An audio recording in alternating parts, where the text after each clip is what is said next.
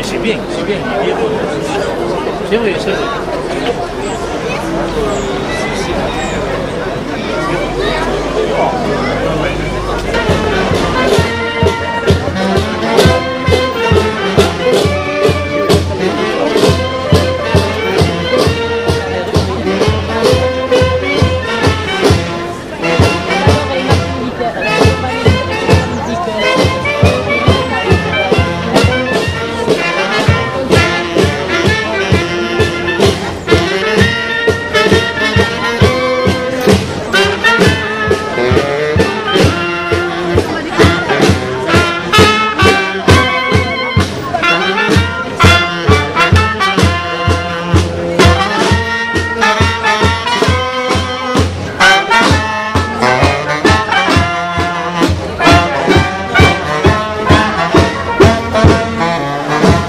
Il était une tradition de venir se réunir au pied de ce monument mort pour rendre hommage à tous ces soldats qui avaient quitté leur foyer, qui avaient quitté leur famille, qui avaient quitté leur terroir pour aller rejoindre les armées, pour faire barrage à l'armée allemande qui envahissait notre peuple. Ce fut une grande tradition, ce fut une guerre horrible. Des millions de morts, des blessés, des veuves, des orphelins. Ce fut un désastre. Il faut savoir qu'en plus de ça, les femmes avaient été obligées de rester pour refaire la production agricole pour pouvoir se nourrir, ou pour faire marcher l'industrie, pour faire des armes, pour pouvoir se défendre. À la fin, 15 millions de morts. Et ne parlons pas des blessés, parlons de tout ça. Aujourd'hui, nous sommes là pour leur rendre hommage et nous allons déposer une gerbe. Mais au préalable, j'aimerais que M. Rodiguel lise le message de l'UFAC. M. Rodiguel, s'il vous plaît. Et de victimes de guerre. UFAC, 11 novembre 2011. Nous célébrons aujourd'hui le 93e anniversaire de l'armistice du 11 novembre 1918, qui mettait fin à 4 années d'affrontements meurtriers.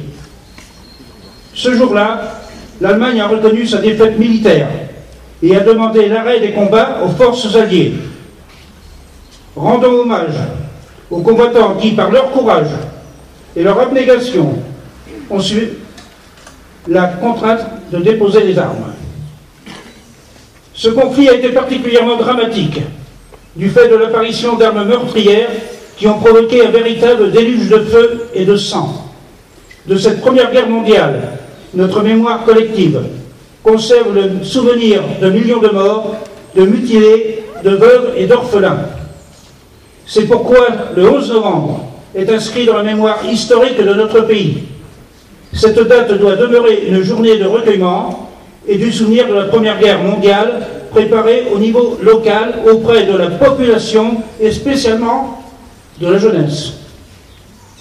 L'Union française des associations des combattants et de victimes de guerre s'emploie à transmettre aux jeunes générations la mémoire des événements passés et les appelle à une vigilance permanente pour la défense des droits de l'homme et de la paix.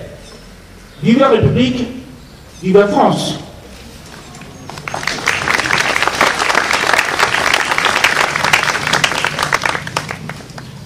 C'était le message de l'UFAC par M. Rodiguel, président de l'Union fédérale des anciens combattants de Bagnols-sur-Mer.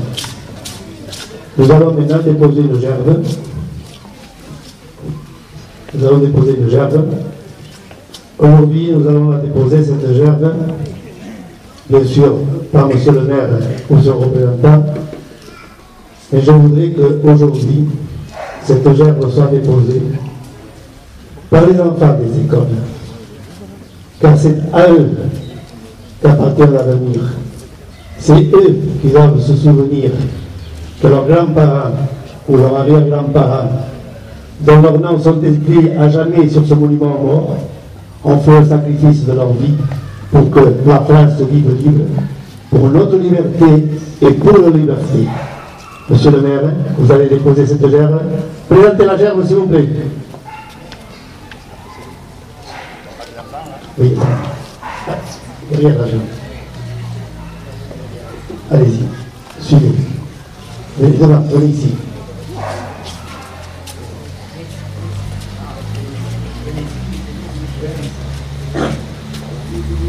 Attends, venez tous les enfants là.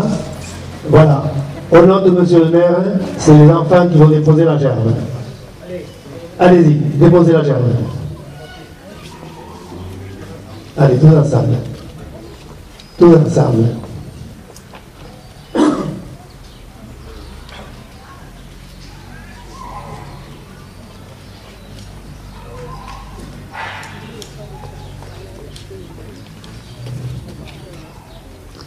Bien. À la mémoire de tous ceux qui ont fait un sacrifice de leur vie, drapeau au fourreau, je vais vous demander quelques instants de recueillement. Oh!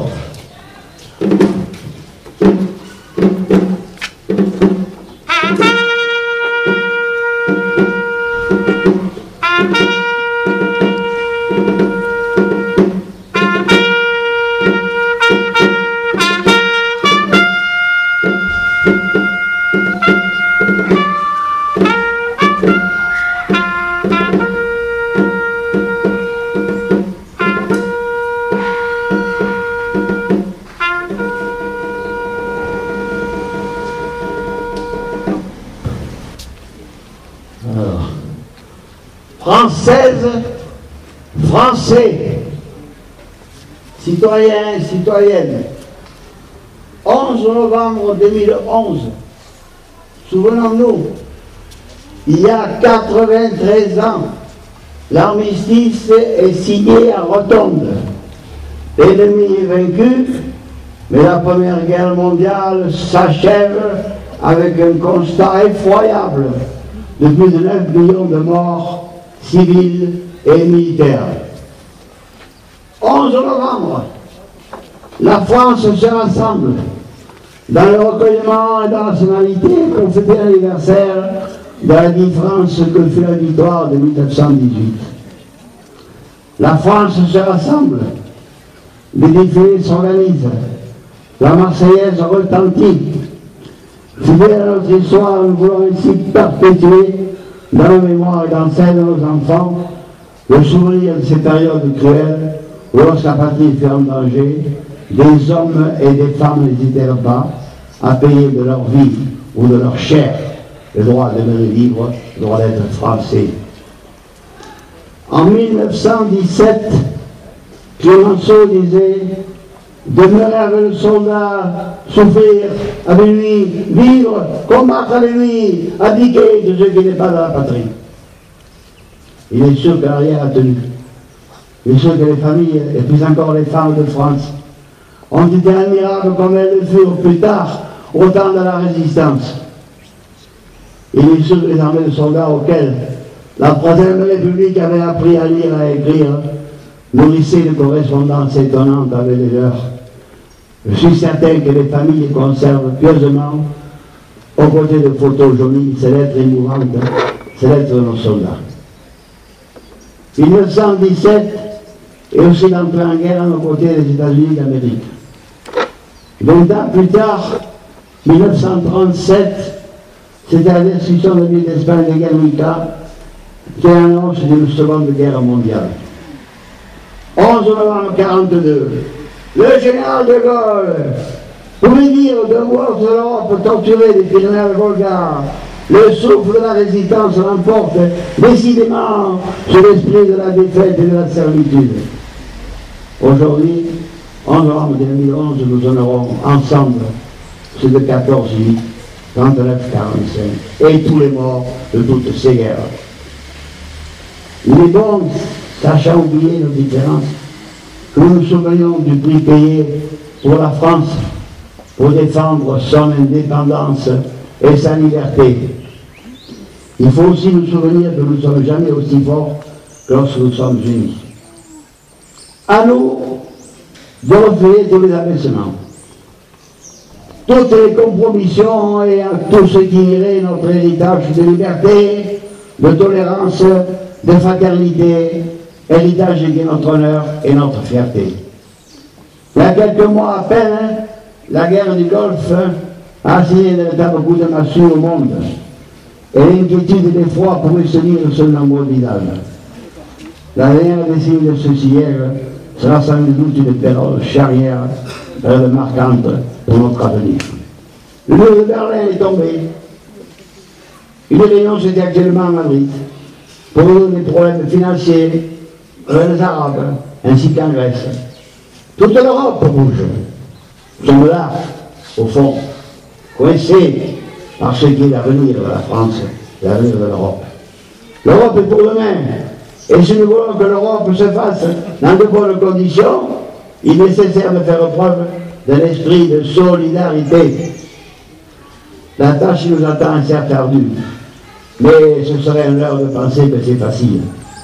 Sauvegarder la paix, résoudre des fléaux qui nous frappent, comme le chômage ou le sida, demande l'adhésion de tous, demande le soutien de tous. Notre parti a toujours clamé haut et fort les principes de liberté, fraternité. Et de ces mois que la France peut compter sur les républicains, de ses enfants. Merci à tous. Vive la News, vive la France, vive la République.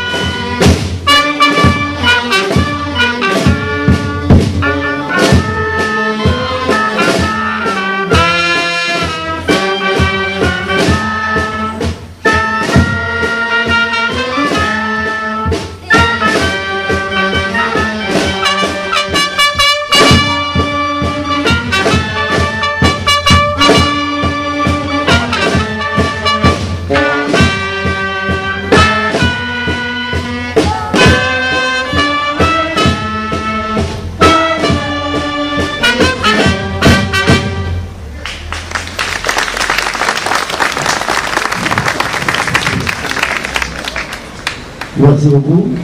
Merci aux enfants pour cette Marseillaise qu'ils ont chantée avec tant de cœur. Merci de l'avoir fait chanter. Voilà, c'est ainsi que va s'achever cette cérémonie. Je demande le drapeau au pied, s'il vous plaît.